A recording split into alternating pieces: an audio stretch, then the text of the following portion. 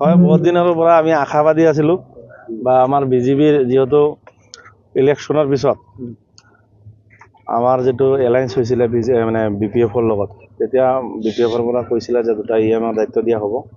তো সেইমতে বহুত দিন দেৰি হ'ল যদিও আজি আমাক দায়িত্ব EM বুলি ডাইৰেক্ট হেৰি নহয়, ইনচাৰ্জ হিচাপে দায়িত্ব দিছে, দুটা বিভাগৰ ইনচাৰ্জ দিছে। তো খুবেই খুশি। মুখ্যমন্ত্ৰী ডাঙৰীয়া, আজি আমাৰ অসমৰ যি মুখ্যমন্ত্ৰী ডাঙৰীয়া, তেখেতক মই ধন্যবাদ জ্ঞাপন কৰোঁ। আৰু লগতে BTCC ভাগৰামা মহিলাই ডাঙৰীয়াকো মই এই চেগতে মই ধন্যবাদ জ্ঞাপন কৰোঁ। লগতে মই সকলো নাগজুলিবাসী ৰাইজ, যিসকলে মোক ভোট দি বা ইমান মৰম আৰু সন্মান দি মোক আজি MCLA বনাইছে, তেখেতলোকৰ নাগজুলিবাসী ৰাইজকো মই ধন্যবাদ জ্ঞাপন কৰিছোঁ। আজি তেখেতসকলৰ কাৰণে আজি মই যিখিনি পাবলৈ সক্ষম হৈছোঁ। যিটো নতুন বছৰ যিটো সুখবৰ আহিলে, কেনেকুৱা ধৰণৰ সংকল্প ল'ব, কেনেকুৱা ধৰণৰ ৰাইজৰ কেনেকুৱা ধৰণৰ কাম কৰিব, এই দুটা যিটো আপোনাৰ বিভাগ দিলে কেনেকৈ আগবাঢ়াই দিব আপুনি? নিশ্চিতভাৱে ৰাইজ নতুন বছৰত আগতে মই নতুন বছৰৰ জানুৱাৰী যি নতুন বছৰ, সকলোকে মই নতুন বছৰৰ শুভেচ্ছা জ্ঞাপন কৰিছোঁ। লগতে যি 2টা বিভাগ দিছে, এই বিভাগৰ জৰিয়তে খাদ্য সামৰিক যোগান বিভাগ আৰু মীন বিভাগ, আমাৰ এই অঞ্চলত বহুতো এনেকুৱা ধৰণৰ মানে কাম কৰিব লগা আছে। মীন বিভাগৰ জৰিয়তে আমাৰ এই অঞ্চলৰ যিখিনি মানে কৃষক আছে, তেখেতসকলক অলপ যাতে এই ডিপাৰ্টমেণ্টৰ মানে এই জৰিয়তে আগবঢ়াই লৈ যাব পৰা যায়, তাৰ কাৰণে চেষ্টা কৰিম। কৰিবলগীয়া বহুত আছে, সমষ্টিত বহুতো কাম কৰিব লগা আছে। তো কাম হ'ব আগন্তুক দিনত। আশা কৰিছোঁ ৰাইজৰ, যিহেতু ৰাইজে মোক ইমান সন্মান মানে আশীৰ্বাদ দিছে, সেইকাৰণে মই ৰাইজৰ কাৰণে মই কাম কৰিম।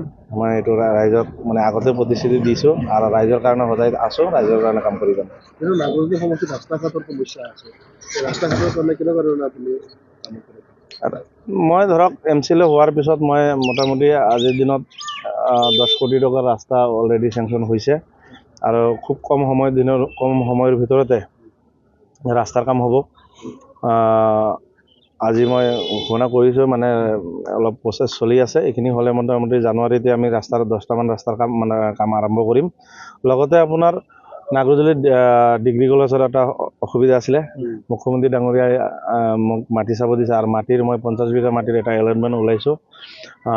এতিয়া নাগজুলিত ডিগ্ৰী কলেজ হ'ব।